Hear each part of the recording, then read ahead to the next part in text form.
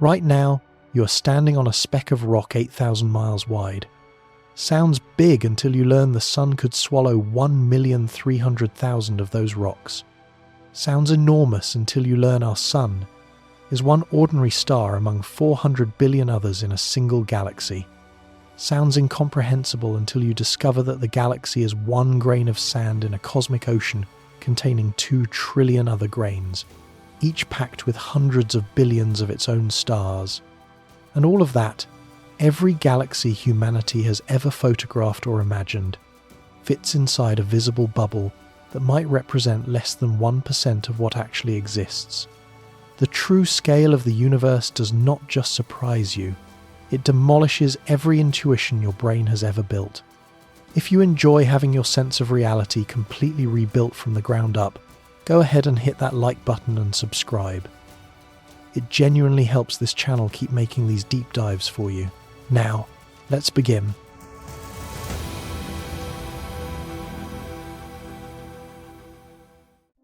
Start with your body. You are roughly 6 feet tall. That height is the baseline your brain uses to interpret every distance you will ever encounter. The hallway to your kitchen, the walk to the corner store, the drive across town. All of these measurements are processed by a brain that evolved to navigate distances a human being can walk in a single day. Your ancestors needed to judge the distance to a water source, the length of a hunting trail, the width of a river crossing. Evolution built your spatial intuition for a world measured in footsteps, and that intuition is about to become worthless. The tallest building on Earth, the Burj Khalifa in Dubai, stands 2,717 feet, impressive by human standards. You could stack roughly 450 people head to toe to match its height. Standing at its base and looking up, your neck cranes and your sense of proportion already starts to wobble. But the Burj Khalifa is a splinter. Mount Everest rises to 29,032 feet above sea level. Stack 10 Burj Khalifas on top of each other and you still fall short of the summit. Climbers who reach that peak describe a sensation of standing on the edge of Earth itself. The sky above turns a deep indigo. The curvature of the planet becomes faintly visible. Yet this mountain that has killed hundreds of people and broken the bodies of thousands more barely qualifies as a surface blemish on the planet it sits on. Earth measures just under 8,000 miles in diameter. If you could drive a car straight through the planet from one side to the other at highway speed, the trip would take about 5 days. The circumference at the equator stretches approximately 24,900 miles. A commercial airliner traveling at 550 miles per hour would need just over 45 hours to circle the entire globe without stopping. That number feels manageable. 2 days in a plane and you have wrapped around an entire world. Your brain can almost hold that distance. It strains, but it holds. Now, leave the surface. The International Space Station orbits Earth at an altitude of roughly 250 miles. Astronauts aboard the station complete one full orbit every 90 minutes, racing around the planet at 17,500 miles per hour. From that vantage point, Earth fills most of the view.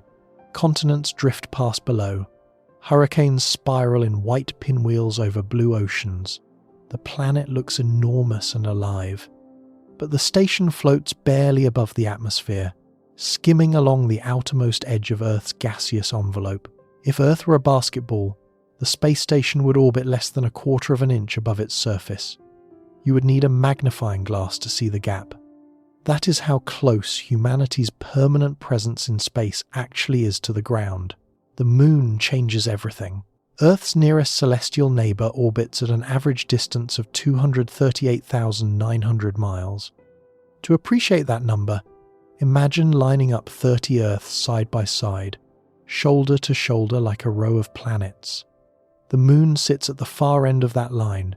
When the Apollo astronauts left Earth orbit and aimed for the moon, the journey took roughly 3 days. 3 days of coasting through absolute emptiness with Earth shrinking behind them, and a grey, cratered world growing slowly in the forward window. During those 3 days, the astronauts travelled farther from home than any human being had ever gone. Radio signals between mission control and the spacecraft experienced a delay of about 1 1/3 seconds. Light itself needs that long to cross the gap between Earth and the Moon. That 1 1/3 second delay is the first crack in your intuition. You make a phone call and expect an instant response. Conversations flow without noticeable lag. But at the Moon's distance, the speed of light already introduces a pause you can feel. Ask a question, wait 1 1/3 seconds for it to arrive, wait another 1 1/3 seconds for the reply to come back. A nearly 3-second round trip, annoying during a phone call, manageable. But this is only the Moon, the nearest object of any significance to Earth, the first rung on a ladder that stretches so far upward you cannot see where it ends. The Sun sits approximately 93 million miles from Earth. Astronomers call this distance 1 astronomical unit, and it serves as the standard yardstick for measuring everything within the solar system. 93 million miles. If you could drive a car to the Sun at 60 miles per hour without stopping for fuel, food, or sleep, the trip would take roughly 177 years. You would need to start driving before the American Civil War, and you still would not have arrived yet. A commercial jet would need about 19 years of continuous flight. Even light, the fastest thing in the universe, needs 8 minutes and 20 seconds to cover the distance. Every time you look at the Sun, you are seeing it as it appeared 8 minutes ago. If the Sun vanished this instant, you would continue to see its light and feel its warmth for another 8 minutes before darkness arrived. The Sun itself is staggering. Its diameter stretches 864,000 miles. You could line up 109 Earths across its face.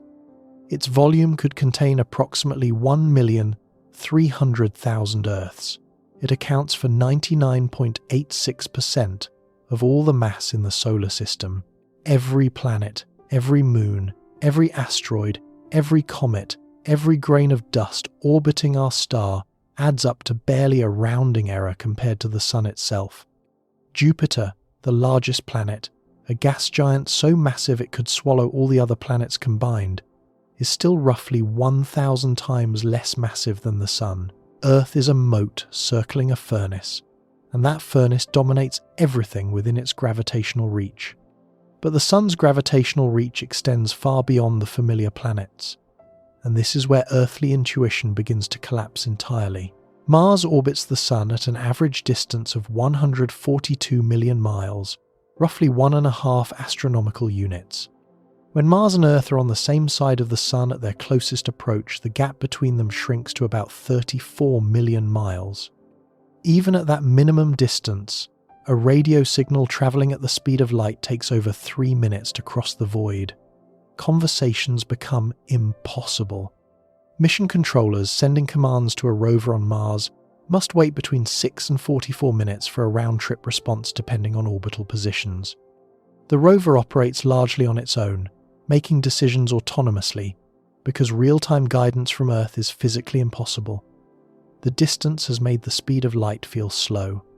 Jupiter orbits at 5.2 astronomical units from the Sun, approximately 484 million miles. Saturn sits at 9.5 astronomical units. These outer planets exist in a realm of cold and darkness where sunlight has grown feeble. At Saturn's distance, sunlight is roughly 100 times dimmer than it appears from Earth. A human standing on one of Saturn's moons would see the Sun as a bright star rather than the blazing disk we know. Radio signals from the Cassini spacecraft orbiting Saturn took between 67 and 85 minutes to reach Earth. Data from those distant observations arrived on scientists' screens more than an hour after the spacecraft recorded them. By the time an image of Saturn's rings appeared on a monitor in Pasadena, the spacecraft had already moved thousands of miles from where it took the picture.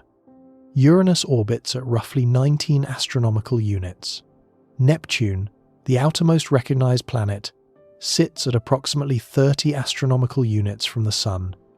At Neptune's distance, the Sun has shrunk to a point of brilliant light, barely distinguishable from a very bright star. Light from the Sun takes over 4 hours to reach Neptune.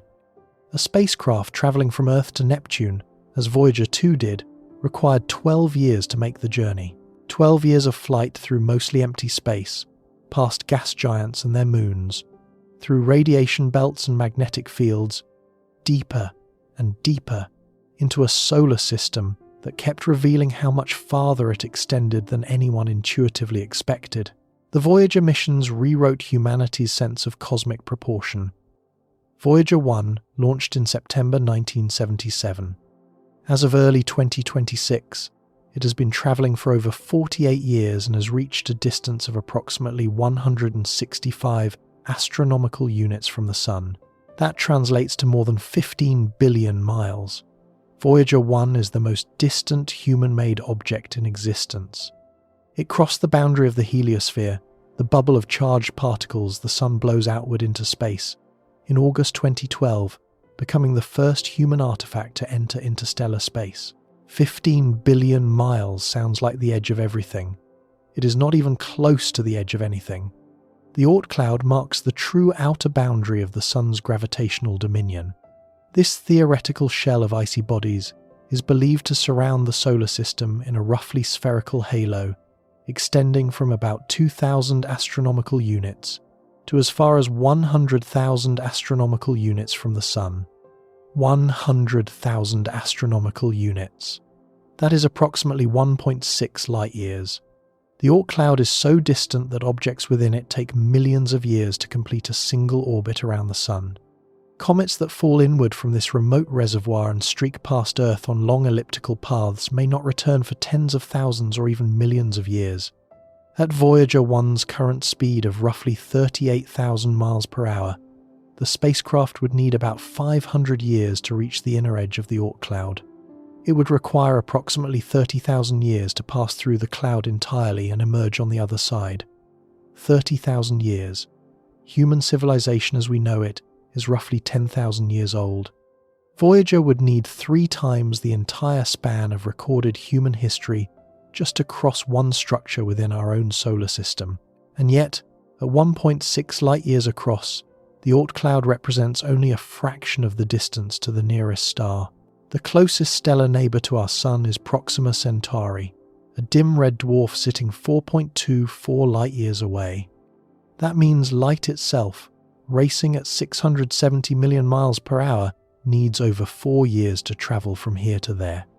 Voyager 1, our fastest emissary, travelling at its current velocity, would need roughly 73,000 years to reach Proxima Centauri if it were heading in that direction.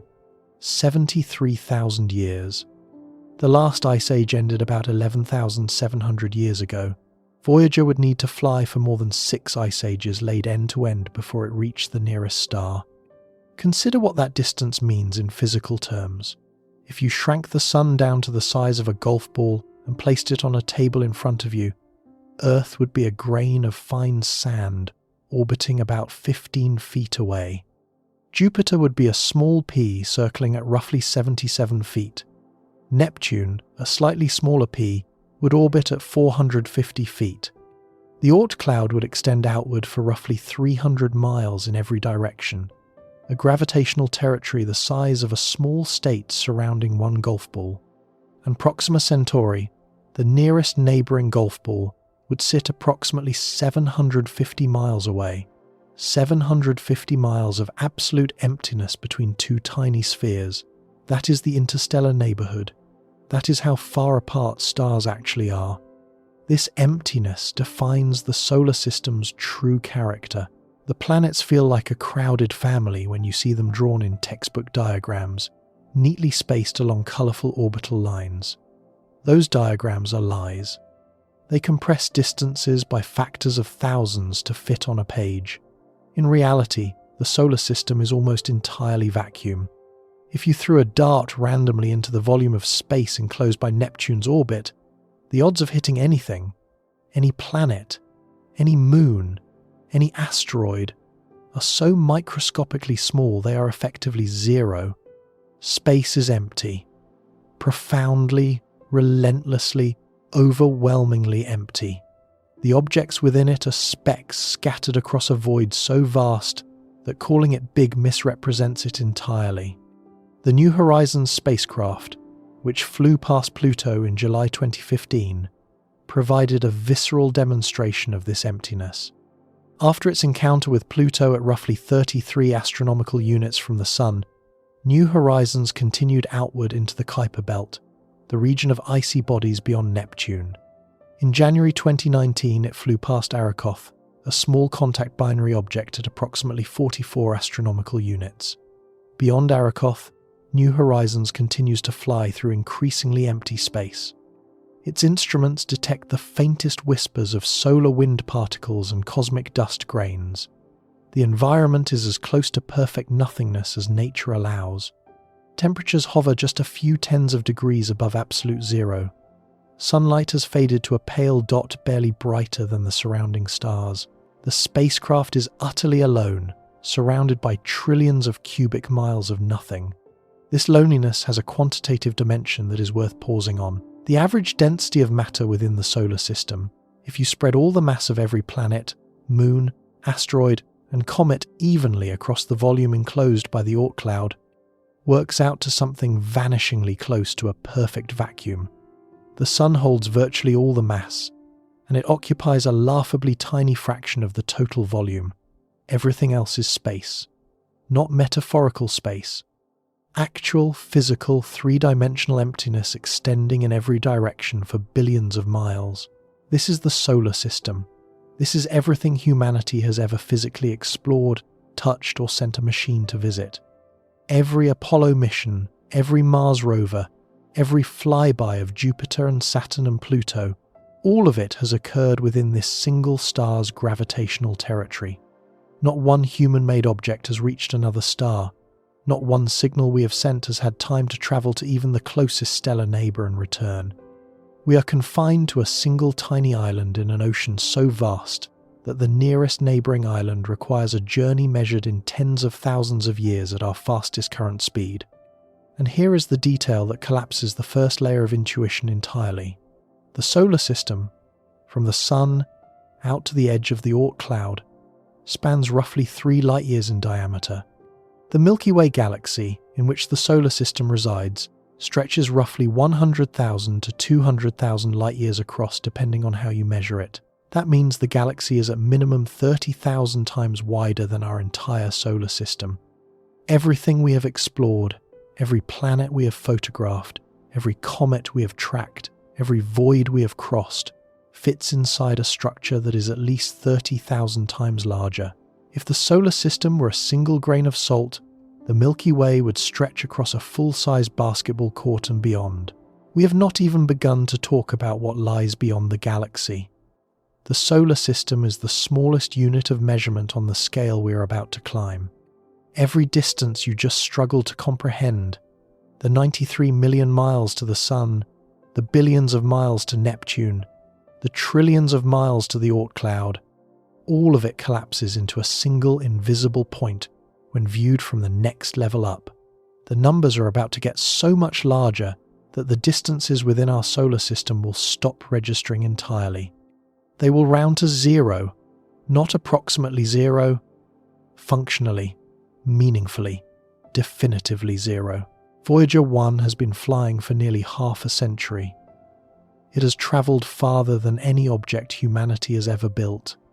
It carries a golden record with sounds and images from Earth, a message in a bottle tossed into a cosmic ocean, and after 48 years of relentless travel at 38,000 miles per hour, it has crossed less than 0.1% of the distance to the nearest star. That is where we are. That is how far we have gone. That is the sum total of human physical reach into the cosmos, a fraction so small it vanishes when you round to the first decimal place. The next step takes us across a gulf that makes the entire solar system disappear. The gap between our solar system and the nearest star is not a distance your brain was built to process. 4.24 light-years to Proxima Centauri. Those words slide past without friction because they sound like a simple measurement. A number followed by a unit. But that unit, the light year, is doing all the heavy lifting, and your mind is letting it pass unchallenged. 1 light year equals approximately 5.88 trillion miles. Multiply that by 4.24, and the distance to Proxima Centauri reaches roughly 25 trillion miles. Written out in full, that number stretches long enough to make your eyes glaze. 25 followed by 12 zeros. And this is the closest star, the absolute nearest pinprick of nuclear fire in our stellar neighborhood. Everything else is farther. The interstellar medium between here and there is not the same vacuum you find between planets. It is emptier. Within the solar system, the sun's solar wind fills space with charged particles, a tenuous plasma that thins with distance but never entirely disappears until you reach the heliopause. Beyond that boundary, interstellar space contains roughly 1 atom per cubic centimeter. For comparison, the air you are breathing right now holds approximately 25 quintillion molecules per cubic centimeter. The difference between those two numbers is so extreme that interstellar space qualifies as a better vacuum than anything ever produced in a laboratory on Earth. If you stood unprotected in that void, you would not be surrounded by darkness, you would be surrounded by nothing. The space between stars is the closest thing to true emptiness that exists in nature. Yet this emptiness is not featureless. Vast clouds of molecular hydrogen drift between the stars, some of them stretching dozens of light years across. These molecular clouds are stellar nurseries, regions where gas slowly accumulates under its own gravity until pockets of it collapse, heat up, and ignite nuclear fusion. Every star you have ever seen in the night sky was born inside one of these clouds. The Sun itself formed roughly 4.6 billion years ago from a collapsing region within a molecular cloud that no longer exists. The material that became Earth, that became you, was once scattered through interstellar space as atoms of hydrogen, helium, carbon, oxygen, and iron drifting in the void between older stars that had already lived and died. This is one of those facts that sounds poetic but is physically literal. The iron in your blood was forged in the core of a massive star that exploded as a supernova billions of years before the solar system formed. The calcium in your bones was produced by a different type of stellar explosion. The oxygen you breathe was fused in the furnace of yet another star. You are not metaphorically made of stardust. You are materially, chemically, atomically constructed from elements that were manufactured inside stars and ejected into interstellar space through violent deaths. The void between stars is not just empty distance. It is the medium through which the raw ingredients of planets and people were transported across light years and billions of years of cosmic time. But not all of those 400 billion stars are built alike, and the diversity hidden within that population is staggering. The Sun is a yellow dwarf, a middle-aged, medium-temperature, medium-brightness star that will burn steadily for roughly 10 billion years before swelling into a red giant and eventually collapsing into a white dwarf the size of Earth. It is the most ordinary kind of star imaginable, cosmically unremarkable, and it represents only one narrow category among many. Red dwarfs are the most common stars in the Milky Way, accounting for roughly 70 to 75% of the entire stellar population. They are small, dim, and cool compared to the Sun, with surface temperatures ranging from roughly 3,000 to 4,000 degrees Kelvin. The smallest red dwarfs contain only 8% of the Sun's mass, barely enough to sustain hydrogen fusion in their cores. What they lack in brilliance they compensate for in longevity. A red dwarf burns its fuel so slowly that it can shine for trillions of years, far longer than the current age of the universe. Every red dwarf that has ever ignited is still burning today. Not one has yet had time to die. These dim, patient stars are the most numerous objects in the galaxy, yet almost none of them are visible to the naked eye from Earth. The night sky you see is dominated by rare, luminous giants. The true population of the galaxy hides in the dark. At the opposite extreme sit the blue supergiants, stars so massive and so hot that they burn through their nuclear fuel in just a few million years. A blue supergiant can contain 50 or even 100 times the mass of the Sun, with surface temperatures exceeding 30,000 degrees Kelvin. Their luminosity outshines the Sun by factors of hundreds of thousands. A single blue supergiant can pump out more energy per second than an entire cluster of red dwarfs produces in a year, but their ferocity is their undoing. These stars live fast, fusing heavier and heavier elements in their cores until they reach iron, at which point nuclear fusion can no longer sustain them against gravitational collapse. The core implodes. The outer layers are blown outward in a supernova explosion that can briefly outshine the entire galaxy. What remains depends on the mass. Some leave behind neutron stars, objects so dense that a teaspoon of their material would weigh roughly 6 billion tons on Earth's surface. The most massive leave behind black holes, regions of space-time where gravity is won so completely that nothing, not even light, can escape. Neutron stars are among the most extreme objects in the galaxy. They pack roughly 1.5 times the mass of the Sun into a sphere only 12 miles across. Their density exceeds 100 trillion times the density of water. Their surfaces are coated in a crystalline lattice of iron nuclei, compressed so tightly that the material is harder than anything that exists on Earth. Some neutron stars spin hundreds of times per second, emitting beams of radiation that sweep across space like cosmic lighthouses.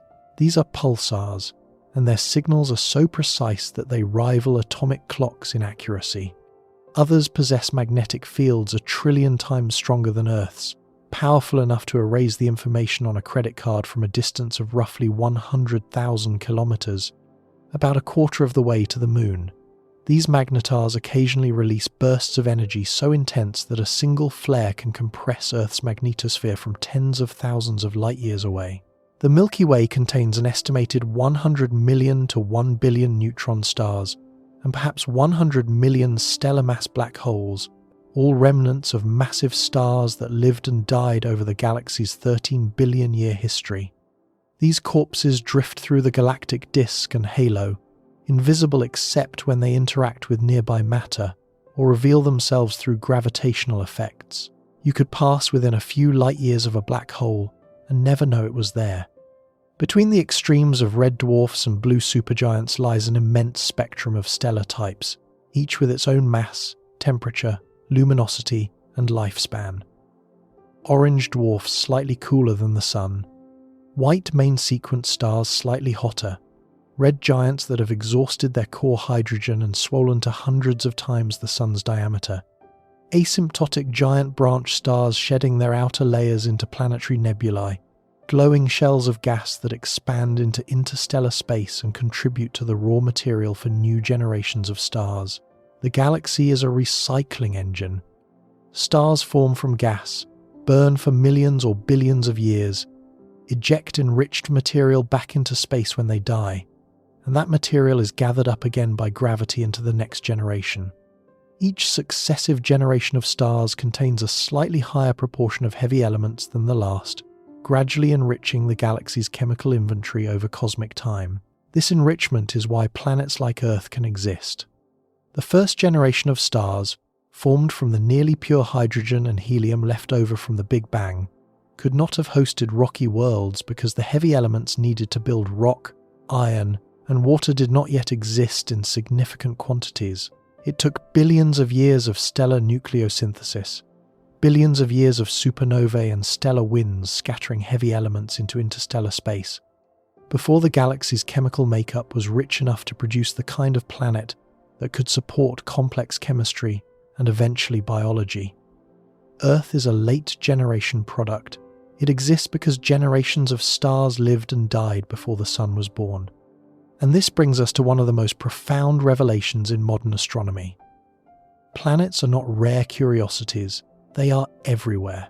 The Kepler Space Telescope, which operated from 2009 to 2018, detected over 2,700 confirmed exoplanets and identified thousands more candidates by monitoring the brightness of more than 150,000 stars and watching for the tiny dips in light caused by planets crossing in front of their host stars.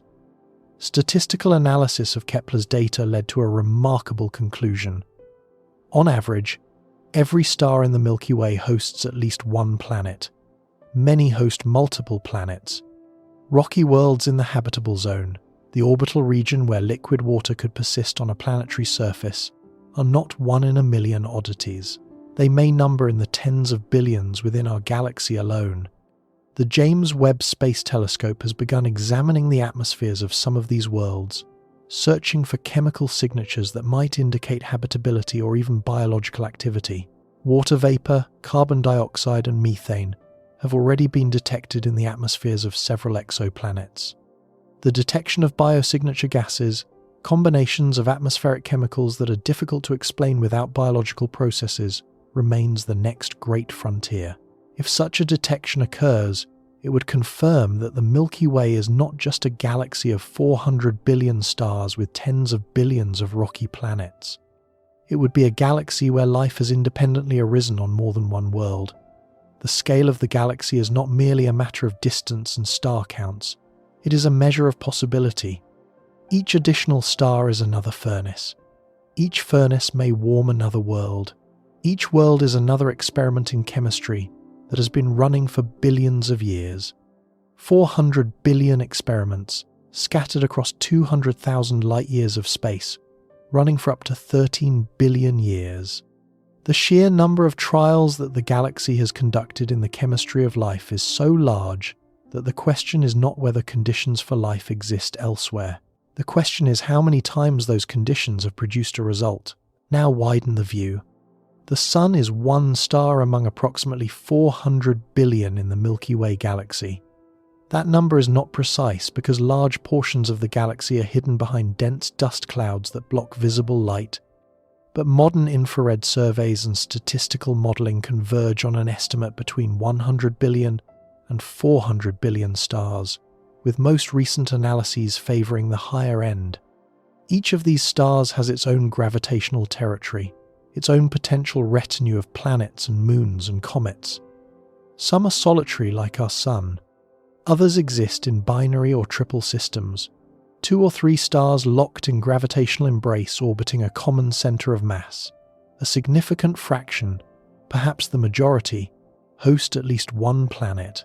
400 billion stars spread across a structure that spans somewhere between 100,000 and 200,000 light-years in diameter.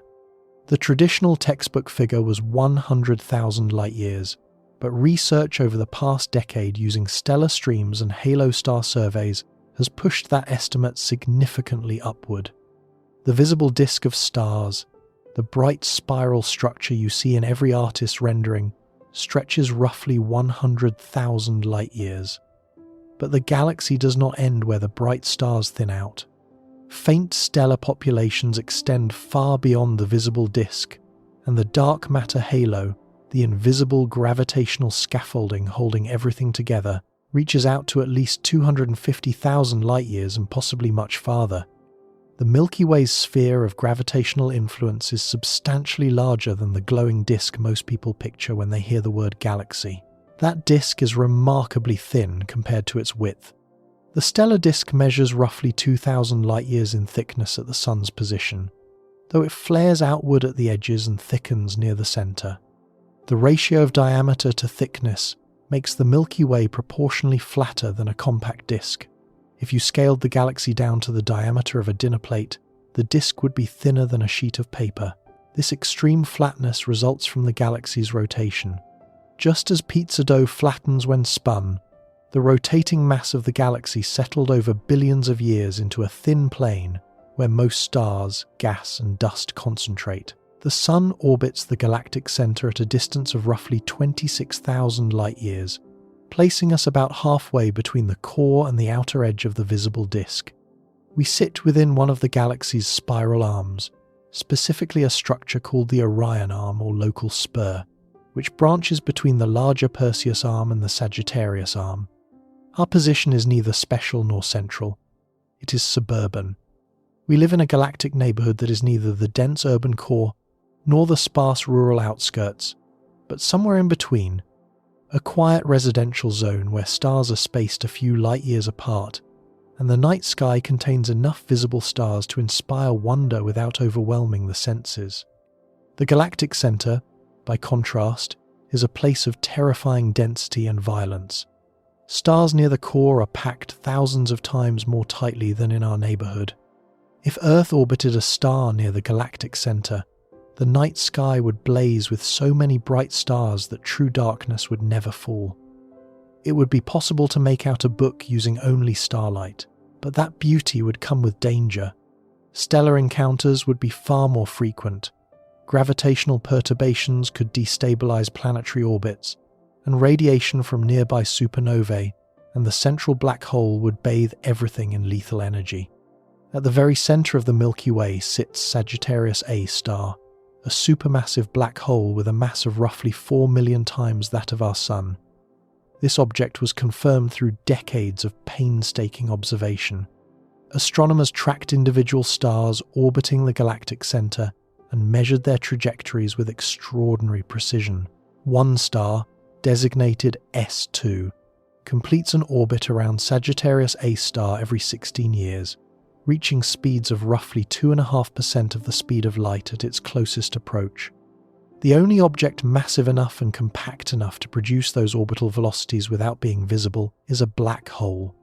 In 2022, the Event Horizon Telescope collaboration released the first direct image of Sagittarius A star, showing the glowing ring of superheated gas swirling around the black hole's shadow. The image confirmed what decades of indirect evidence had established. A monster lives at the heart of our galaxy. Despite its enormous mass, Sagittarius A star is surprisingly quiet compared to supermassive black holes in other galaxies. Some galactic centers are active, blasting jets of material thousands of light years into space and outshining all the stars in their host galaxy combined. Sagittarius A star is dormant, consuming very little material at present, but it was not always so calm. Observations of structures called Fermi bubbles, enormous lobes of high-energy gas extending above and below the galactic plane, suggest that Sagittarius A star experienced a period of intense activity several million years ago, producing outbursts that sculpted the gas distribution across tens of thousands of light years. The monster is sleeping, but it has not always slept. The galaxy rotates, but not like a solid wheel. Stars at different distances from the center orbit at different speeds in a pattern called differential rotation. The Sun travels around the galactic center at roughly 515,000 miles per hour. Even at that extraordinary velocity, one complete orbit takes approximately 230 million years. Astronomers call this period a galactic year. The last time the Sun was at its current position in its orbit, dinosaurs had not yet appeared on Earth. The time before that, the most complex life on the planet was fish. In the entire 4.6 billion year history of the solar system, the Sun has completed only about 20 galactic orbits. The galaxy operates on timescales that make geological ages feel brief. Differential rotation creates the spiral arms that give the Milky Way its characteristic appearance. These arms are not permanent structures made of the same stars. They are density waves, regions where stars and gas temporarily bunch together before moving on, similar to how cars slow down and cluster in a traffic jam, even though individual cars eventually pass through. Stars spend part of their orbit inside an arm and part between arms. The spiral pattern persists because the density wave itself rotates at a different speed than the stars, maintaining the spiral shape over billions of years even as individual stars drift through it. New stars tend to form preferentially inside the arms because the higher gas density triggers gravitational collapse. This is why spiral arms glow brighter than the spaces between them. They are laced with young, hot, luminous stars and the nebulae from which those stars recently formed. Beyond the bright disk, the galaxy possesses a vast spherical halo, populated by ancient stars, globular clusters, and enormous quantities of dark matter. Globular clusters are dense, spherical collections of hundreds of thousands to millions of stars bound together by mutual gravity. The Milky Way hosts roughly 150 known globular clusters, and many of them orbit far above and below the galactic plane, tracing paths through the halo that reveal the galaxy's total gravitational mass. These clusters are among the oldest objects in the galaxy, with ages reaching 12 to 13 billion years. They formed when the universe itself was young, before the Milky Way had fully assembled into its current structure. Stellar streams thread through the halo as well, and these ghostly rivers of stars have revolutionized our understanding of the galaxy's true extent. Stellar streams form when the Milky Way's gravity captures and tears apart smaller galaxies or globular clusters that venture too close. The captured stars stretch into long, thin trails that orbit through the halo for billions of years before fully dispersing. The Sagittarius stream is the most prominent example, wrapping around the entire galaxy multiple times like a ribbon wound around a ball. Mapping these streams reveals the gravitational field they move through, and that field extends far beyond the visible disk. Stars in the most distant known streams orbit at distances exceeding 200,000 light-years from the galactic center. Their presence proves that the Milky Way's gravitational influence, and therefore its true physical extent, reaches at least that far. Dark matter makes this possible. Roughly 85% of the Milky Way's total mass consists of dark matter, a substance that does not emit, absorb, or interact with light in any detectable way. Its presence is inferred entirely through gravitational effects.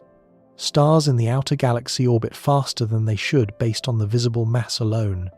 Without the additional gravitational pull from an enormous halo of invisible matter, those outer stars would fly off into intergalactic space. Dark matter provides the missing gravity. It forms a spherical halo that extends far beyond the luminous disk, encompassing the entire galaxy in an invisible gravitational cocoon. Estimates place the total mass of the Milky Way at roughly 1.5 trillion solar masses, with the vast majority of that mass residing in the dark matter halo rather than in stars or gas. The bright, beautiful galaxy you see in photographs is the visible frosting on an invisible cake that outweighs it by a factor of 10. This means that when astronomers talk about the size of the Milky Way, the answer depends on what you are measuring. The luminous disk spans roughly 100,000 light-years. The known stellar halo extends past 200,000 light-years. The dark matter halo may reach 300,000 light-years or more. The gravitational sphere of influence, the region within which objects remain bound to the galaxy, extends to perhaps 500,000 or even 1 million light-years depending on the model used. If you include the full dark matter halo, the Milky Way is not a flat disk at all. It is a vast, roughly spherical structure with a thin, bright disk embedded in its center, and its true radius dwarfs the visible portion that fills astronomy posters. Recent discoveries have reinforced this expanded picture. The Gaia Space Observatory, launched by the European Space Agency in 2013, has measured the precise positions and motions of nearly 2 billion stars in the Milky Way. This unprecedented dataset revealed previously unknown stellar streams, mapped the three-dimensional structure of the spiral arms with new clarity, and confirmed that the galaxy's disk is warped, bending upward on one side and downward on the other like a record that has been left in the sun. The warp may result from gravitational interactions with the Large Magellanic Cloud, a satellite galaxy that orbits the Milky Way at a distance of approximately 160,000 light-years. Even at that distance, the Large Magellanic Cloud's gravitational tug is strong enough to distort the shape of the galactic disk, demonstrating that the Milky Way does not exist in isolation, but is constantly being influenced by its gravitational neighbours. The Large and Small Magellanic Clouds are the two most prominent satellite galaxies, visible to the naked eye from the southern hemisphere as hazy patches of light. But the Milky Way possesses at least 60 known satellite galaxies, with new faint ones still being discovered in deep surveys. Most are tiny dwarf galaxies containing only a few million stars, but their orbits reveal the total gravitational mass they are responding to. Tracking these satellites and the streams they leave behind has become one of the most powerful methods for measuring the Milky Way's total mass and extent. Every new satellite discovered pushes the known boundary of the galaxy's gravitational reach a little farther outward. The Milky Way is also a cannibal. It grows by consuming smaller galaxies that wander too close. The Sagittarius dwarf elliptical galaxy is currently in the process of being devoured. It has already been stretched into a long stream of stars wrapping around the galactic halo, and within a few 100 million years it will lose its identity entirely, its stars absorbed into the Milky Way's population. This is not a rare event. Forensic analysis of the Milky Way's stellar populations using chemical signatures and orbital data has revealed evidence of multiple past mergers. The most significant known event is the Gaia-Enceladus merger, which occurred roughly 10 billion years ago, when a galaxy approximately 1/4 the Milky Way's mass collided and merged with us. The remnants of that ancient galaxy are detectable today as a distinct population of stars in the halo, with different chemical compositions and orbital characteristics than stars born natively in the Milky Way. Our galaxy was built through billions of years of gravitational accumulation and violent consumption of smaller systems. All of this, the 400 billion stars, the spiral arms, the central black hole, the stellar streams, the dark matter halo, the satellite galaxies being digested, the ancient remnants of past mergers, constitutes a single galaxy, one structure among an estimated 2 trillion in the observable universe. Every fact you just absorbed about the Milky Way, every distance, every mass, every time scale, applies with similar or greater magnitude to each of those 2 trillion other galaxies. Some are smaller than ours, many are comparable, a significant number are far larger, containing 1 trillion or more stars and harbouring supermassive black holes billions of times the mass of our Sun. The nearest major galaxy comparable to the Milky Way is Andromeda, sitting approximately 2.5 million light-years away. That distance deserves its own moment of reckoning. Light leaving Andromeda tonight began its journey 2.5 million years ago, when the ancestors of modern humans were just beginning to use stone tools on the plains of Africa. Every photon from Andromeda that enters your eye carries information that old. You are not seeing Andromeda as it exists now.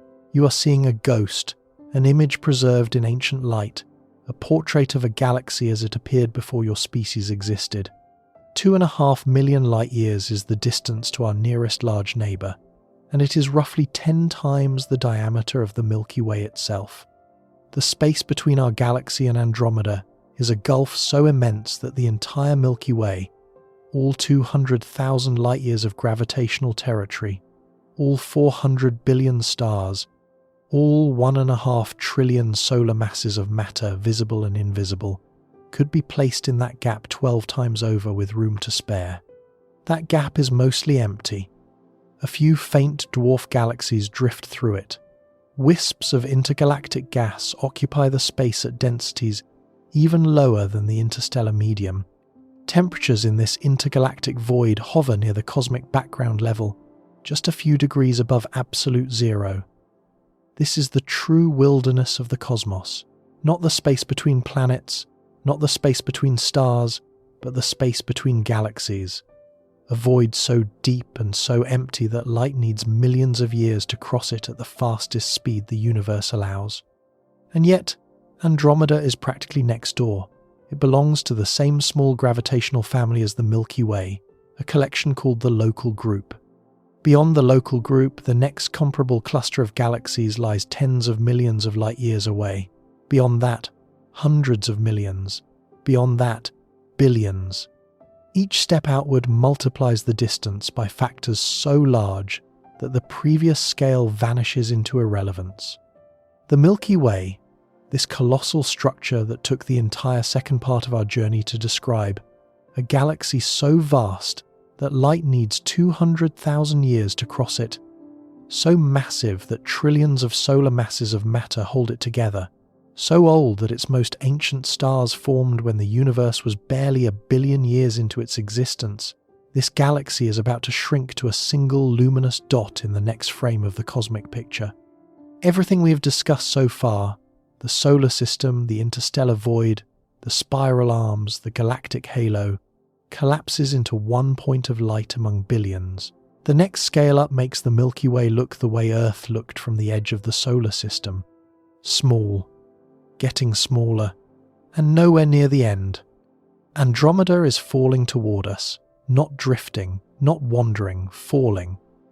The Milky Way and Andromeda are locked in a mutual gravitational embrace that has been pulling them together for billions of years. Andromeda approaches at roughly 250,000 miles per hour, closing the 2.5 million light-year gap between us with the patience of cosmic time. In approximately 4 to 5 billion years, the two galaxies will collide. Their spiral arms will distort, their halos of dark matter will interpenetrate.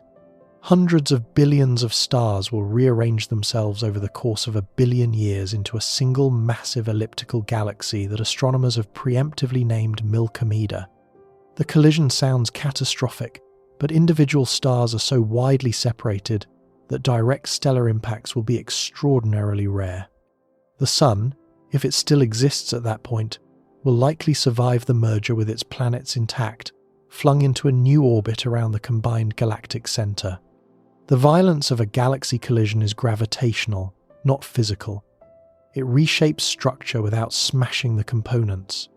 But the collision between the Milky Way and Andromeda is a local affair, a private gravitational drama between two neighbors. To understand the true scale of what surrounds us, we need to zoom out far enough that this impending merger between two galaxies containing a combined total of roughly 1 trillion stars becomes a minor event barely worth noting in the larger cosmic picture. The Milky Way and Andromeda are the two dominant members of a gravitational family called the Local Group. This collection includes more than 80 known galaxies spread across a volume roughly 10 million light-years in diameter. Most members are dwarf galaxies, faint, small collections of a few billion or even a few million stars each. The Triangulum galaxy, also called Messier 33, is the third largest member, containing about 40 billion stars and sitting roughly 3 million light-years from the Milky Way. Everything else in the Local Group is substantially smaller. The Large Magellanic Cloud holds perhaps 30 billion stars. The Small Magellanic Cloud, 7 billion. Many of the dwarf satellites contain so few stars that they were not even discovered until deep sky surveys revealed them hiding in the Milky Way's glare. The Local Group is gravitationally bound. Despite the expansion of the universe pushing distant objects apart, the galaxies within the Local Group are close enough and massive enough that their mutual gravity overcomes that expansion. They orbit around a common center of mass located somewhere between the Milky Way and Andromeda, bound together for the foreseeable cosmic future. This gravitational binding is what distinguishes a galaxy group from a random scattering of galaxies that happen to be near each other. The Local Group is a real physical structure, a cosmic household where the members are permanently linked, 10 million light-years across, 80 galaxies. This sounds like a substantial community until you learn what lies just beyond the neighborhood. The Virgo cluster sits approximately 54 million light-years from the Local Group. It contains over 1,300 known galaxies packed into a volume roughly 15 million light-years across. At its heart sits Messier 87, a giant elliptical galaxy harboring a supermassive black hole with a mass of 6.5 billion solar masses, more than 1,000 times the mass of the black hole at the Milky Way's center. In 2019, the Event Horizon Telescope produced the first direct image of a black hole using Messier 87's monster as the target, capturing the glowing ring of superheated plasma swirling around its shadow.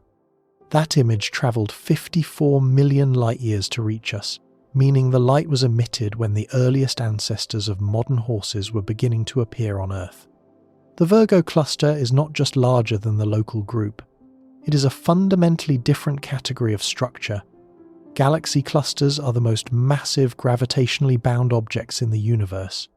They contain not only hundreds or thousands of individual galaxies, but also vast quantities of superheated gas called the intracluster medium.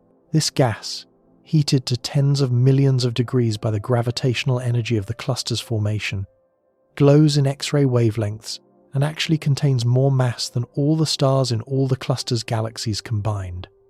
The visible galaxies are islands floating in an ocean of invisible hot plasma, and surrounding everything, outweighing everything else by a factor of roughly 5 to 1, sits the cluster's dark matter halo. When astronomers add up the total mass of the Virgo cluster, including galaxies, hot gas, and dark matter, the figure reaches approximately 1.2 quadrillion solar masses. That is 1.2 times 10 to the 15th power suns, a number that has stopped meaning anything to the human brain. The local group itself is falling toward the Virgo cluster. Our entire galactic neighborhood, all 80-plus galaxies, is being pulled toward Virgo at roughly 400 kilometers per second. We will never reach it. The expansion of the universe is carrying the Virgo cluster away from us slightly faster than we are falling toward it. So the gap between us and Virgo is slowly growing despite our motion in its direction. But the gravitational influence of the Virgo cluster is real and measurable. It distorts the motions of every galaxy in our region of space, adding a systematic velocity component that astronomers must carefully subtract when measuring cosmic expansion rates. But before we leave the immediate neighborhood of the local group, pause at the gulf that separates us from the Virgo cluster, 54 million light-years of intergalactic space. This is not merely the interstellar void writ large. It is a qualitatively different kind of emptiness, and it deserves its own reckoning. Between galaxies, the density of matter drops to levels that make interstellar space seem crowded by comparison. The intergalactic medium in the voids between galaxy groups contains roughly 1 to 10 atoms per cubic meter. Not per cubic centimeter, per cubic meter. The air in the room where you are sitting contains approximately 25 trillion molecules per cubic meter. The interstellar medium within the Milky Way holds about 1 million atoms per cubic meter. Intergalactic space is 1 million times emptier than that. If you could somehow teleport to a random point in the gulf between the local group and the Virgo cluster, you would float in a vacuum more perfect than anything any laboratory on Earth has ever achieved or likely ever will achieve. The temperature would hover just above the cosmic microwave background temperature of 2.7 degrees Kelvin, barely above absolute zero. No star would be close enough to warm you.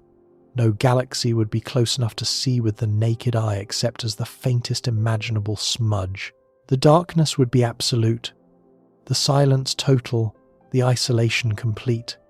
This emptiness is not merely a gap between interesting objects. It is the dominant physical reality of the universe. If you placed a pin randomly on a map of the cosmos, the overwhelming probability is that it would land in intergalactic space, not inside a galaxy.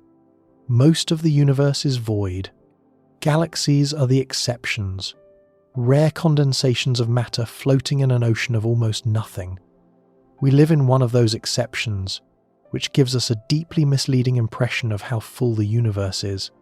The night sky, even at its emptiest, teems with light compared to the true average condition of the cosmos. Now consider what it means to cross that void. Light, the fastest thing in the universe, needs 54 million years to travel from the Virgo cluster to the local group. When that light departed, the Indian subcontinent was still crashing into Asia, slowly pushing up the early Himalayas. Whales had just begun evolving from land-dwelling ancestors. The entire history of the human lineage, every hominin species, every stone tool, every written word, every war, every symphony, every scientific theory, fits within a period shorter than 1% of that light travel time. The intergalactic gulf is not measured in human time.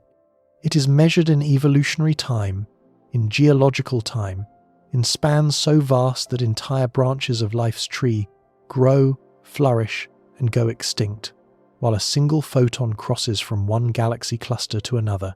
The Virgo cluster itself deserves a longer look, because galaxy clusters are not just collections of galaxies. They are the most massive gravitationally bound objects in the universe, and they operate as physical systems with their own internal dynamics, their own weather, and their own dark matter architecture. A galaxy cluster is held together by gravity, but the gravitational well is overwhelmingly dominated by dark matter. In a typical cluster, dark matter accounts for roughly 80% of the total mass. The hot intracluster gas contributes about 15%. The galaxies themselves, the brilliant objects that give the cluster its visual identity, account for a mere 5%. The galaxies are decoration. The dark matter is the structure, This ratio has been confirmed repeatedly through multiple independent methods, and it presents one of the most compelling cases for the existence of dark matter anywhere in observational cosmology. Gravitational lensing provides the most visually dramatic evidence.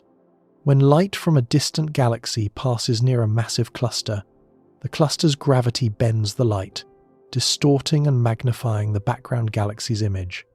In some cases, the distortion produces arcs, rings, or multiple images of the same background galaxy arranged symmetrically around the cluster. The amount of distortion reveals the total mass responsible for the bending.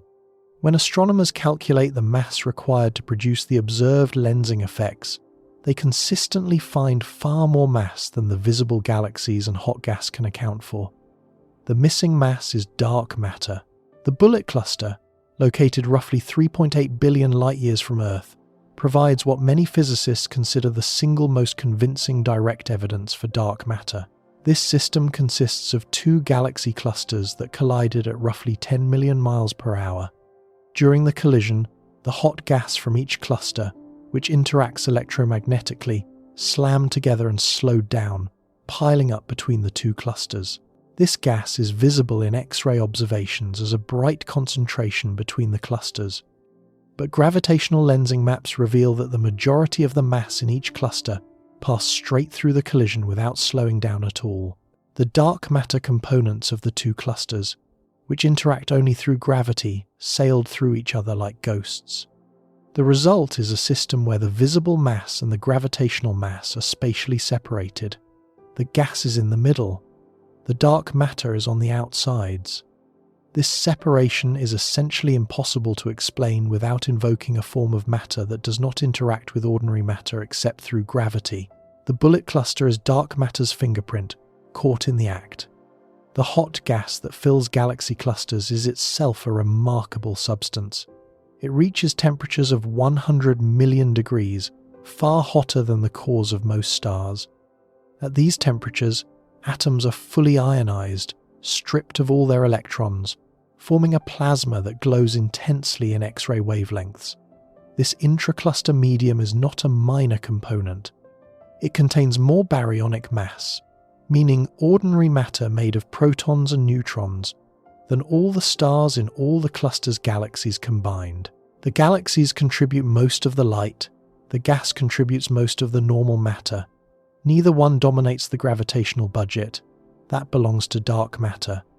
X-ray observatories like Chandra and XMM Newton have mapped the distribution of this hot gas in dozens of galaxy clusters, revealing complex structures including shock fronts, where infalling material collides with the existing medium, cold fronts, where dense gas cores slosh back and forth within the cluster potential, and cavities blown by jets from supermassive black holes at the centers of the largest cluster galaxies. These central galaxies, called brightest cluster galaxies, are the most massive galaxies in the universe, containing up to several trillion stars and harboring supermassive black holes with masses reaching tens of billions of solar masses. The jets from these black holes can extend hundreds of thousands of light-years into the surrounding medium, pumping enormous quantities of energy into the intracluster gas and preventing it from cooling and collapsing to form new stars. This feedback loop between black hole activity and cluster gas dynamics is one of the most active areas of research in modern astrophysics. Zoom out further. The local group and the Virgo cluster are both embedded within a vastly larger structure called the Laniakea Supercluster, identified and named in 2014 by a team led by astronomer Brent Tully. Laniakea spans roughly 500 million light-years and contains the mass of approximately 100 million billion suns distributed across an estimated 100,000 galaxies. The name comes from Hawaiian and means immeasurable heaven, which turns out to be only a slight exaggeration. Laniakea was mapped not by counting galaxies but by tracking their motions. Every galaxy in the universe has a peculiar velocity, a motion through space driven by the gravitational pull of nearby mass concentrations.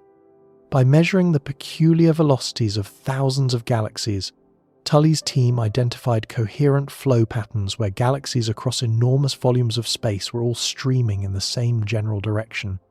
Laniakea is defined as the volume of space within which all galaxy motions converge toward a single gravitational focal point called the Great Attractor. This massive concentration of matter, partially hidden behind the dense dust of the Milky Way's galactic plane, pulls everything within Laniakea toward it with a gravitational force that influences galaxy motions across hundreds of millions of light years. The Milky Way, the Local Group, the Virgo Cluster, and tens of thousands of other galaxies and clusters are all falling toward the Great Attractor as part of a single immense gravitational drainage basin, 500 million light-years. The number sits on the page, inert and abstract. To feel what it means, consider that light travelling from one edge of Laniakea to the other would need 500 million years to make the journey. When that light departed, the most complex life on Earth consisted of simple marine organisms.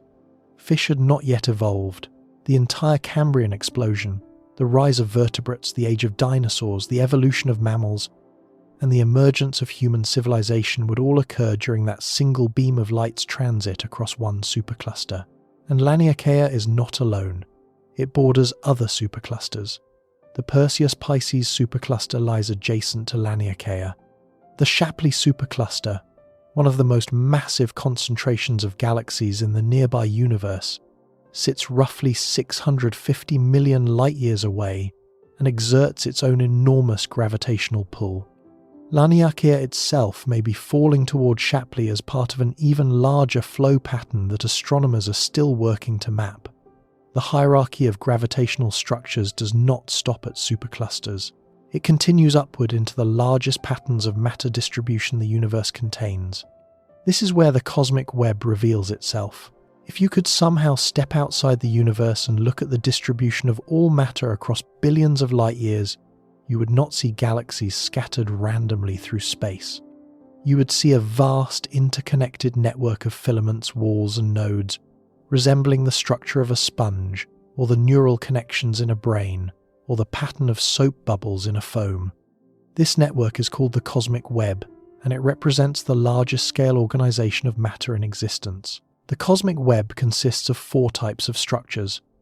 Nodes are the densest regions, the intersections where multiple filaments converge. Galaxy clusters form at these nodes, anchored by enormous concentrations of dark matter.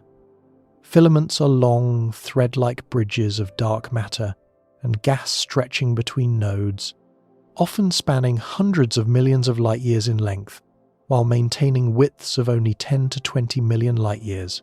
Walls are vast, sheet-like surfaces where filaments intersect to form broad planar structures containing thousands of galaxies arranged in thin layers. And between all of these structures lie cosmic voids, enormous underdense regions where almost nothing exists. The filaments are the highways of the cosmos. Gas flows along them, funneled by dark matter's gravity toward the nodes where galaxy clusters grow. Galaxies themselves form preferentially along filaments, strung out like beads on a string. The matter in filaments is not exclusively dark. Ordinary hydrogen and helium gas threads through these structures, heated to temperatures of 100,000 to 10 million degrees. This warm, hot intergalactic medium has long been predicted by cosmological simulations, but was extraordinarily difficult to observe because it glows too faintly for most instruments to detect. That changed recently. In early 2025, an international research team using the MUSE instrument on the European Southern Observatory's Very Large Telescope published an unprecedented high-definition image of a cosmic web filament connecting 2 galaxies at a distance. Corresponding to when the universe was roughly 2 billion years old, the filament stretched approximately 3 million light-years, and for the first time, researchers could directly trace the boundary between gas residing inside galaxies and gas contained within the cosmic web itself. When compared to state-of-the-art supercomputer simulations of cosmic structure, the observed filament matched theoretical predictions with remarkable precision. This was the first time the faint glow of intergalactic gas within a filament had been imaged in such detail. confirming a fundamental prediction of modern cosmology. Also in late 2025, a team led by researchers at the University of Oxford identified one of the largest rotating structures ever observed, a razor-thin chain of 14 hydrogen-rich galaxies embedded within a much larger cosmic filament, roughly 50 million light-years long, and located about 140 million light-years from Earth. The galaxies within this thin strand were found to be spinning in the same direction as the filament itself, far more frequently than random chance would predict. This discovery challenged existing models of how galaxies acquire their rotational motion, and suggested that the cosmic web may influence galaxy spin more strongly and over larger scales than previously believed. Meanwhile, ESA's Euclid Space Telescope has been assembling the most ambitious map of cosmic structure ever attempted. Launched in July 2023, Euclid released its first batch of survey data in March 2025, covering 63 square degrees of sky and revealing 26 million galaxies in just its initial deep field observations. Within these fields, the large-scale organization of galaxies along the cosmic web was already visible, with clusters connected by filamentary strands of galaxies stretching across billions of light-years of cosmic history. Euclid's mission will ultimately survey a third of the entire sky, measuring the shapes of billions of galaxies over 10 billion years of cosmic time, and constructing a three-dimensional map of dark matter distribution on scales never before achieved. The first major cosmology dataset is expected in October 2026. When it arrives, it will provide the most detailed picture ever assembled of how the cosmic web has evolved since the universe was young. The structures revealed by these surveys are staggering. The Sloan Great Wall, discovered through the Sloan Digital Sky Survey, stretches approximately 1.4 billion light-years across, making it one of the largest known coherent structures. It consists of thousands of galaxies arranged in a wall-like formation that extends across a significant fraction of the observable universe. Even larger is the Hercules Corona Borealis Great Wall, detected through the clustering of gamma-ray bursts and estimated to span roughly 10 billion light-years. If confirmed at that scale, it represents a structure so immense that light would need more than 1/10 of the current age of the universe to travel from one end to the other. But the structures are only half the picture. The other half is emptiness. Cosmic voids occupy roughly 80% of the universe's volume. These immense underdense regions, typically spanning 100 to 500 million light-years across, contain almost no galaxies. They are the bubbles in the cosmic foam, the hollow spaces between the filaments and walls where matter has drained away under gravity's patient influence over billions of years. The Boat's void, discovered in 1981, stretches approximately 330 million light-years in diameter and contains fewer than 60 known galaxies.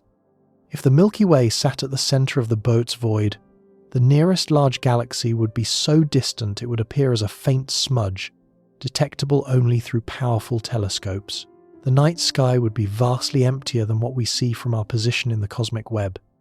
The emptiness inside voids is not absolute. Dark matter exists there at reduced density, forming tenuous filamentary structures too faint and sparse to gravitationally capture enough ordinary matter for galaxy formation.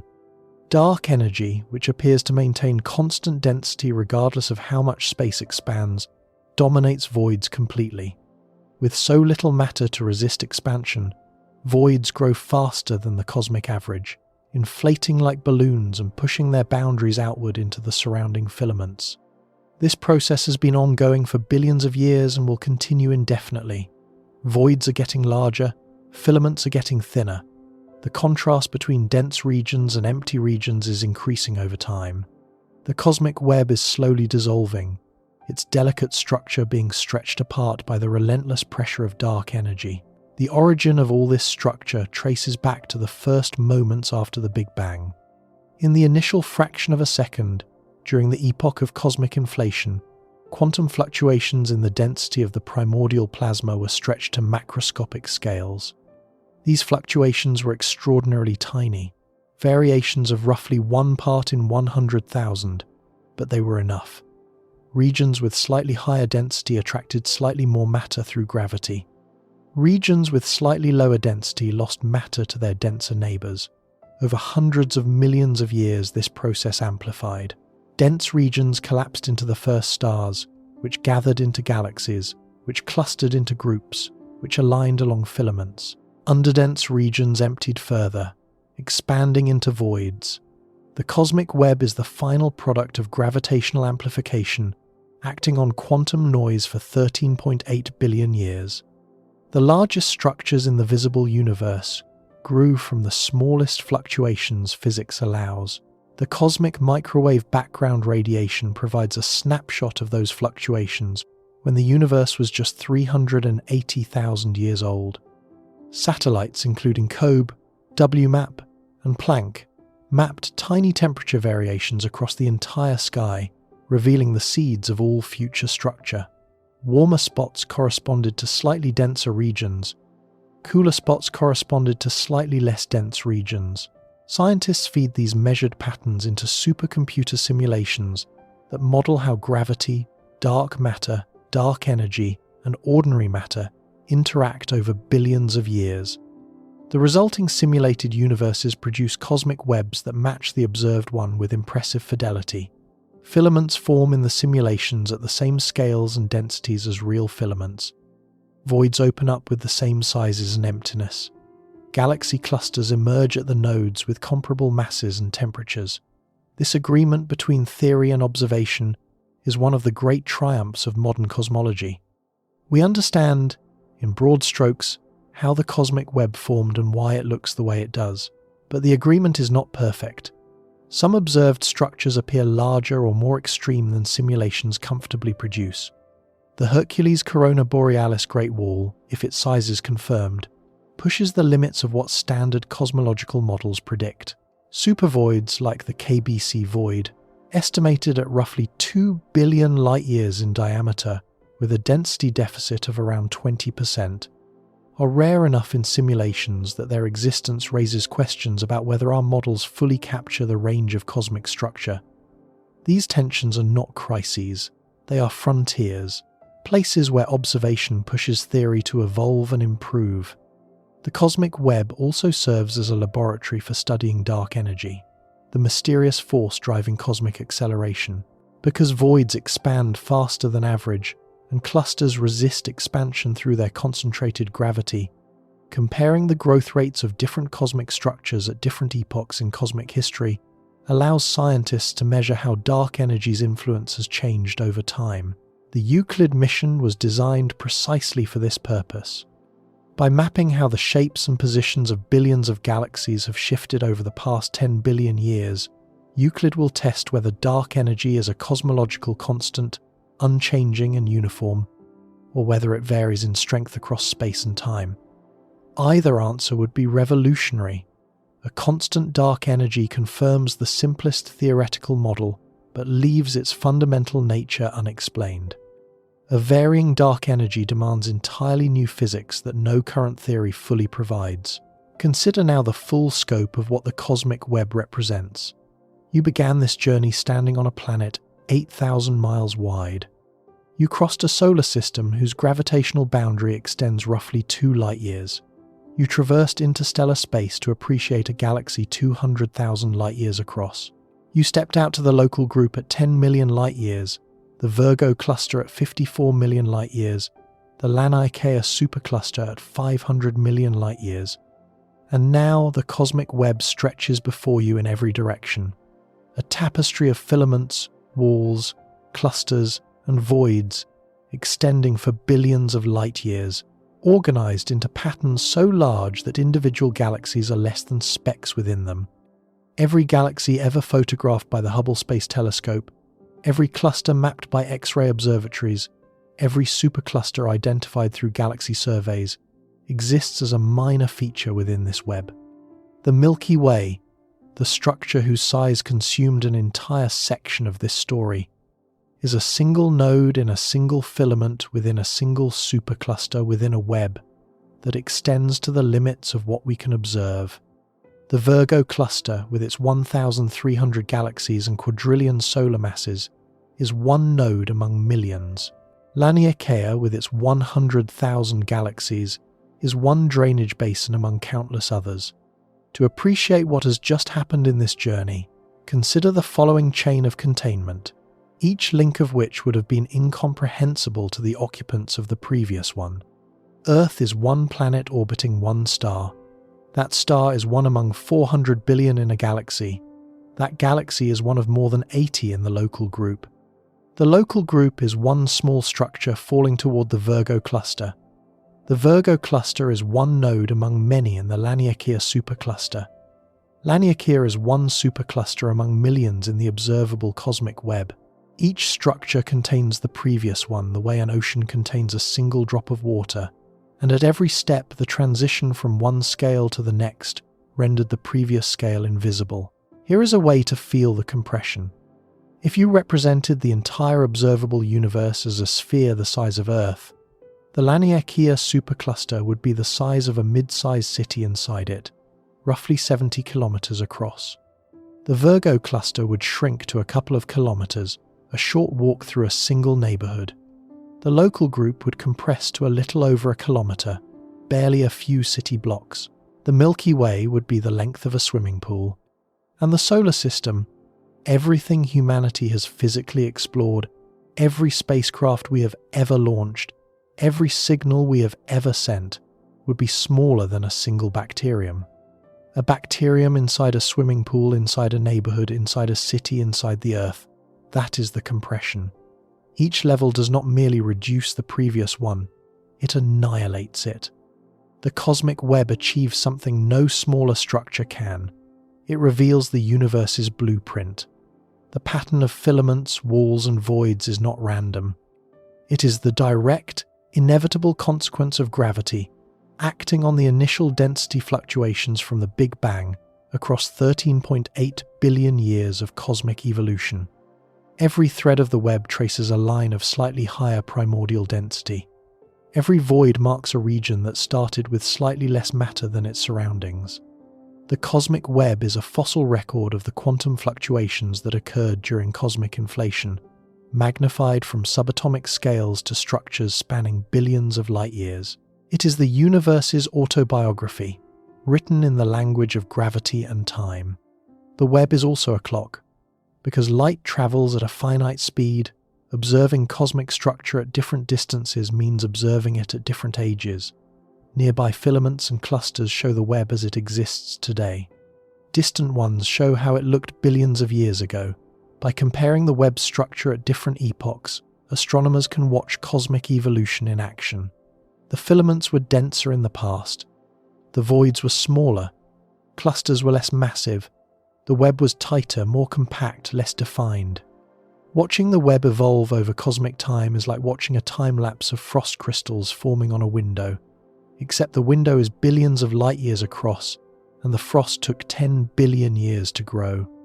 The DESI instrument, the Dark Energy Spectroscopic Instrument, is currently conducting the most ambitious three-dimensional map of the cosmic web ever attempted, measuring precise distances to tens of millions of galaxies and quasars.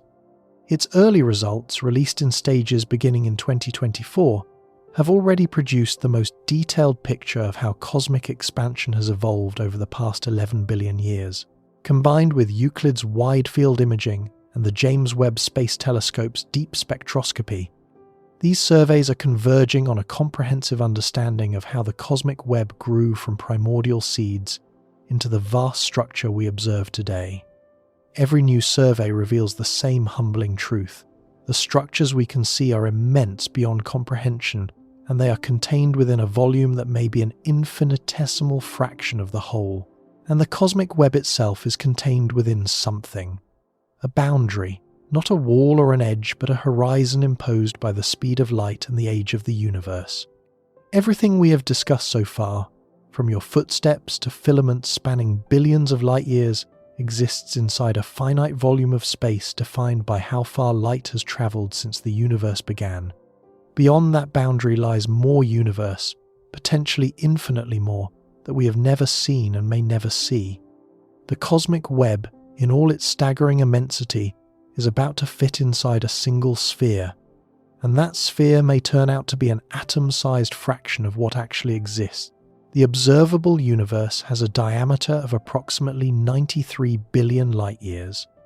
That sentence contains one of the most commonly misunderstood numbers in all of science, so it deserves careful unpacking before we go any further.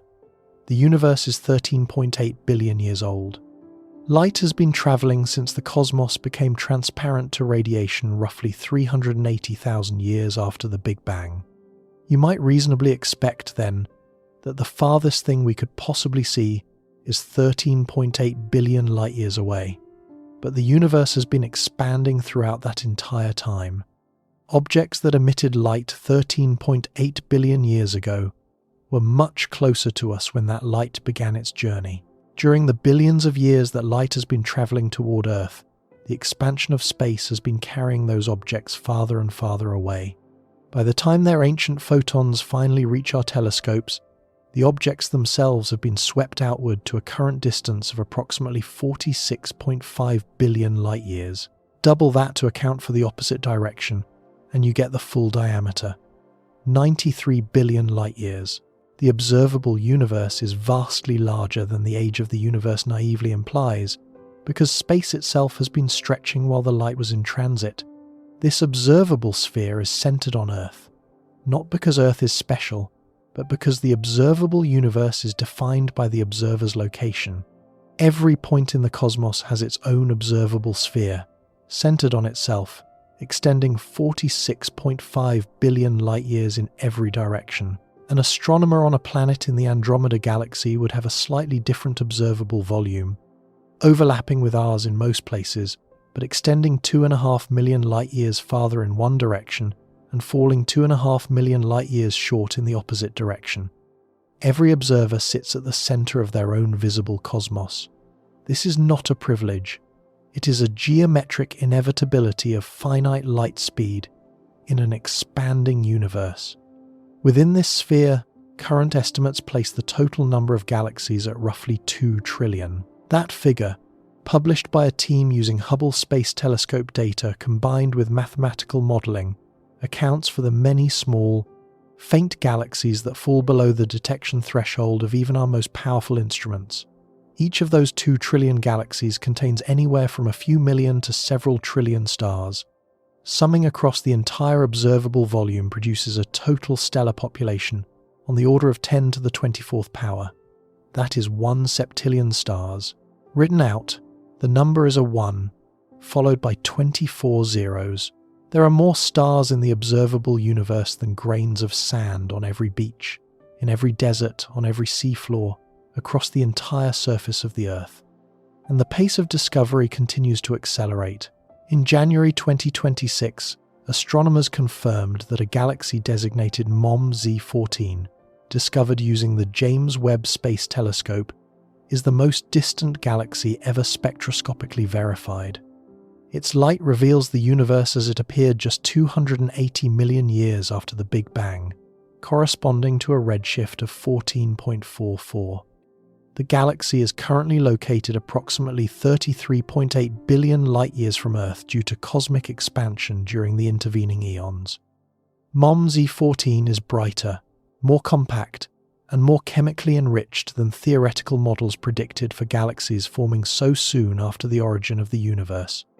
Its existence, along with roughly 100 times more luminous early galaxies than standard cosmology anticipated, suggests that star formation in the infant universe was far more vigorous and efficient than scientists expected.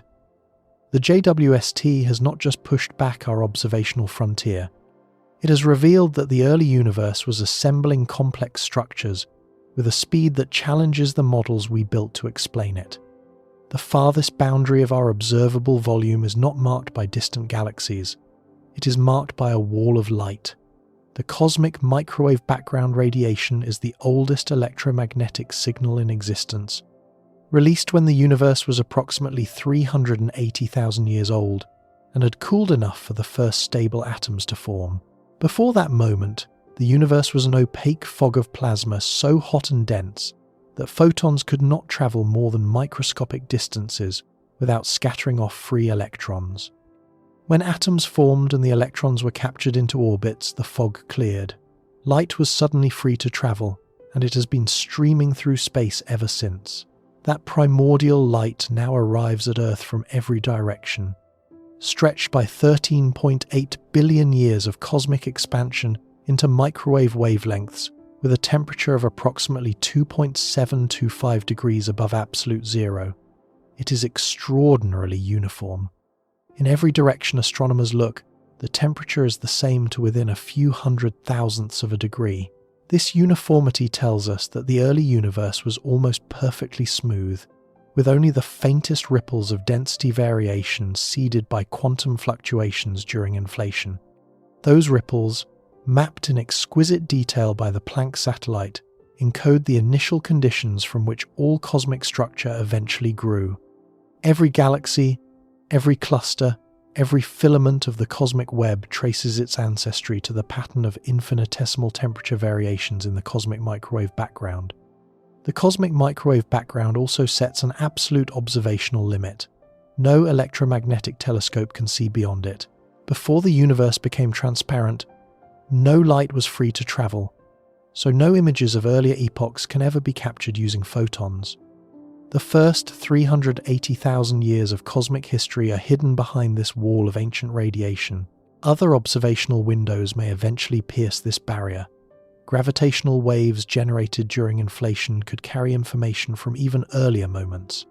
Neutrinos decoupled from matter about 1 second after the Big Bang, far earlier than photons, and a cosmic neutrino background should exist, though detecting it remains beyond current technological capability. But for now, the cosmic microwave background is our deepest look into the past, a baby portrait of a universe barely emerged from its primordial state. Beyond the observable universe lies more universe. How much more is a question that current physics can constrain but cannot definitively answer. The most rigorous approach uses measurements of the spatial curvature of the cosmos. If the universe is curved, like the surface of an enormous sphere, then very distant triangles drawn in space would have angles that sum to slightly more or slightly less than 180 degrees, depending on whether the curvature is positive or negative. Measurements from the Planck satellite show that space is flat to within the precision of our instruments. This flatness implies that the universe is either infinite or vastly larger than the observable portion. Statistical analyses based on Planck data suggest that the total universe is at least 250 times larger in radius than the observable volume, corresponding to a minimum diameter of roughly 23 trillion light-years. If that lower bound is correct, the observable universe occupies less than 1 part in 15 million of the total cosmic volume. For every galaxy we can see, at least 15 million more exist beyond our horizon, and that is the conservative estimate. The true universe could be substantially larger, possibly infinite. This possibility demands a moment of sober reflection. If the universe is infinite, it contains an infinite number of galaxies, an infinite number of stars, and an infinite number of planets. In an infinite cosmos where physical laws and constants are uniform, every configuration of matter that is physically possible must occur somewhere. This includes configurations identical to our own solar system, our own planet, and our own civilization. In a truly infinite universe, there must be regions of space where the arrangement of atoms mirrors the exact conditions that form you at this very moment. The implications of infinity are not just strange. They are vertigo-inducing. They challenge the very concept of uniqueness. If everything that can happen does happen somewhere in infinite space, then nothing is truly one of a kind, including you. Whether the universe is infinite or merely unimaginably vast, the portion beyond our observable horizon is permanently inaccessible. This is not a limitation of technology. It is a limitation imposed by the laws of physics. The universe is expanding, and that expansion is accelerating. In 1998, 2 independent teams studying distant Type Ia supernovae discovered that the expansion of the universe is not slowing down under the braking influence of gravity, as most physicists expected. It is speeding up. Something is pushing space apart with increasing vigor. That something, labeled dark energy for lack of a better understanding, constitutes approximately 68% of the total energy content of the universe. Dark matter makes up about 27%. Ordinary matter, the atoms and molecules that build stars and planets and people, accounts for roughly 5%. The universe is overwhelmingly composed of substances we can detect only through their gravitational effects, and whose fundamental nature remains one of the deepest unsolved problems in physics. Dark energy's accelerating push has a consequence that plays out across cosmic time with quiet but devastating finality. Galaxies beyond a certain distance are currently receding from us faster than the speed of light. This does not violate Einstein's relativity because the galaxies are not moving through space faster than light. Space itself is expanding, carrying them along, but the practical result is identical. Light emitted by those galaxies today will never reach us. They are beyond our causal horizon. We can neither observe them, communicate with them, nor be influenced by them in any way. And the number of galaxies crossing this threshold grows with every passing moment. The accelerating expansion is gradually shrinking the pool of cosmic neighbours with which we can ever have any physical interaction. In approximately 100 billion years, if dark energy continues behaving as current measurements indicate, every galaxy beyond the local group will have receded beyond the cosmic event horizon and redshifted into invisibility. A civilization arising in that far future epoch would look out into the sky and see only the merged remnant of the Milky Way and Andromeda, a single giant elliptical galaxy surrounded by a handful of gravitationally bound satellites. Within 1 trillion years beyond that, even the cosmic microwave background would have stretched to wavelengths too long for any conceivable instrument to detect. The evidence for the Big Bang, for cosmic expansion, for the existence of other galaxies would have vanished. Those future astronomers, no matter how brilliant, would have no observational basis for concluding that a larger universe existed. They would live in a cosmic dark age, isolated in a single galaxy, with the true nature of the cosmos permanently hidden from them by the expansion of space itself. We happen to exist during a brief window in cosmic history, when the evidence is still visible. The cosmic microwave background still glows faintly in our instruments. Distant galaxies still send photons that arrive at our detectors after journeys of billions of years. The large-scale structure of the cosmos is still imprinted in galaxy surveys and gravitational lensing maps. We can still piece together the story. This window will not last, not on cosmic timescales. The universe is slowly erasing its own history, pulling the evidence beyond reach one galaxy at a time. Now stand back and consider the full journey. You started this story as a 6-foot-tall figure on the surface of a planet 8,000 miles across. That planet orbits a star 93 million miles away. That star is one among 400 billion in a galaxy 200,000 light-years wide. That galaxy is one of more than 80 in a local group, 10 million light-years across. That group belongs to a cluster of over 1,000 galaxies 54 million light-years away. That cluster exists within a supercluster 500 million light-years in extent. That supercluster is threaded into a cosmic web of filaments and voids spanning billions of light-years. And all of it, every filament, every void, every galaxy, every star, every planet, every atom, exists inside an observable sphere, 93 billion light-years in diameter, that may represent less than 1/15 millionth of the total universe.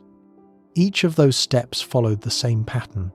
A scale that seemed unfathomably large was revealed to be negligibly small inside the next one. The solar system, which took decades for our fastest spacecraft to partially traverse, vanished to a point within the galaxy. The galaxy, with its hundreds of billions of stars and trillions of solar masses, became a single luminous dot within the local group. The local group dissolved into a minor feature of the Virgo cluster. The Virgo cluster shrank to one node among millions in the cosmic web. And the cosmic web, the largest structure we can map, fits inside an observable volume that may itself be an atom-sized fraction of the whole. This is the central truth about cosmic scale, and it is more radical than simply saying the universe is big. The universe is recursively humbling. Every frame of reference you adopt, no matter how vast, turns out to be a tiny detail inside a larger frame you have not yet considered. There is no scale at which you can stop and say, now I have reached the level that matters. Every level is simultaneously enormous from below and insignificant from above. The solar system is vast beyond human experience and irrelevant on galactic scales. The galaxy is colossal beyond galactic experience and invisible on cosmic scales. The observable universe is the largest thing we can measure, and it may be an infinitesimal sliver of what exists. This recursion is what makes the true scale of the universe different from mere bigness. A large number is just a large number. You can read it, note it, and move on. But the systematic collapse of every scale into the next one produces something more unsettling. It reveals that human intuition is not just slightly miscalibrated for the cosmos. It is fundamentally, structurally, irreparably inadequate. Our brains evolved to navigate a world of footsteps and throwing distances. We can stretch our intuition to encompass continents and oceans with some effort. Beyond that, numbers become abstractions. The distance to the moon is a number. The diameter of the galaxy is a number. The size of the observable universe is a number. But none of these numbers connect to any physical sensation your brain can generate. You cannot feel the emptiness between galaxies. You cannot sense the curvature of cosmic filaments. You cannot intuit the 14 billion year journey of a photon from the cosmic microwave background. The numbers exist in your mind as pure data, unanchored to experience, ungrounded in anything your body has ever encountered. And yet, here you are, a temporary arrangement of atoms on the surface of a small planet orbiting an ordinary star in the suburbs of one galaxy among 2 trillion. Your body is built from elements forged inside stars that exploded before the solar system existed. Every atom in your body heavier than hydrogen was manufactured inside a star that no longer exists. Those atoms were expelled into space through explosions and stellar winds, drifted through interstellar clouds for millions of years, and were eventually swept up by gravity into the collapsing disk of gas that became our solar system. You did not merely come from the universe. You are the universe, rearranged into a pattern that became capable of contemplating itself. Matter that has become aware of matter. Complexity that emerged from simplicity across billions of years of cosmic time. This is not a sentimental observation, it is a physical one. The same laws of physics that govern the expansion of cosmic voids and the collapse of galaxy clusters also govern the electrochemical signals firing in your neurons as you process these words. Gravity shaped the cosmic web. Nuclear fusion built the elements, chemistry assembled the molecules, biology organized the cells, and consciousness emerged from that biological complexity, a phenomenon so improbable that we have found evidence of it in exactly one location in the entire observable universe, and yet so powerful that it can reconstruct the history of that universe from fragments of ancient light. A species that evolved 70,000 generations ago on a patch of African grassland has built instruments capable of detecting photons from 13.5 billion years in the past. It has mapped the distribution of invisible matter across billions of light years. It has photographed the shadow of a black hole in another galaxy. It has measured the faint glow of the primordial fireball that filled the universe before any star existed. It has landed machines on other worlds, detected gravitational waves from colliding neutron stars, and confirmed that the expansion of the cosmos is accelerating under the influence of a force it does not yet understand. That last fact bears repeating. We do not understand 68% of the energy in the universe. We cannot directly detect 85% of the matter. We cannot observe more than a small fraction of the total cosmic volume. Our most successful theory of particle physics is incomplete. Our best model of cosmic evolution contains parameters we measure, but cannot derive from first principles. We are, by any honest accounting, profoundly ignorant about the fundamental nature of the reality we inhabit. But we know more today than we did yesterday. The Euclid telescope is building the largest three-dimensional map of cosmic structure ever assembled. The James Webb Space Telescope is pushing the observational frontier toward the era of the very first stars. The Dark Energy Spectroscopic Instrument is measuring the expansion history of the universe with unprecedented precision. Gravitational wave observatories are opening entirely new channels of cosmic observation. Each of these instruments will refine our understanding, correct our errors, and reveal new layers of structure and complexity that we have not yet imagined. The true scale of the universe does not diminish human significance in the way people often assume. The common reaction to cosmic scale is a sense of futility. We are small, therefore we do not matter. But that conclusion does not follow from the evidence. Smallness is a spatial measurement. Significance is not. A single human allele carrying a mutation that alters the course of evolution is microscopically small and biologically momentous.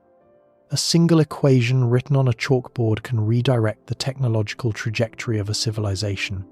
The relationship between physical size and cosmic importance is not the linear one our intuitions suggest. The universe does not award significance based on volume.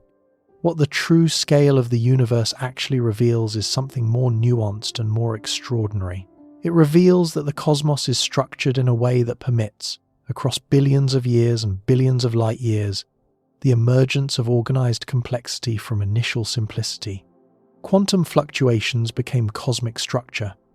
Hydrogen became stars. Stars became heavy elements. Heavy elements became rocky worlds. Chemistry became biology. Biology became minds capable of reconstructing this entire chain of events from observations made on the surface of one small planet. The scale of the universe is not a statement about human irrelevance. It is a statement about the depth and richness of the physical processes that produced us. The journey from quantum noise to conscious observation required every one of those billions of light years, and every one of those billions of years. The vastness is not incidental. It is the mechanism.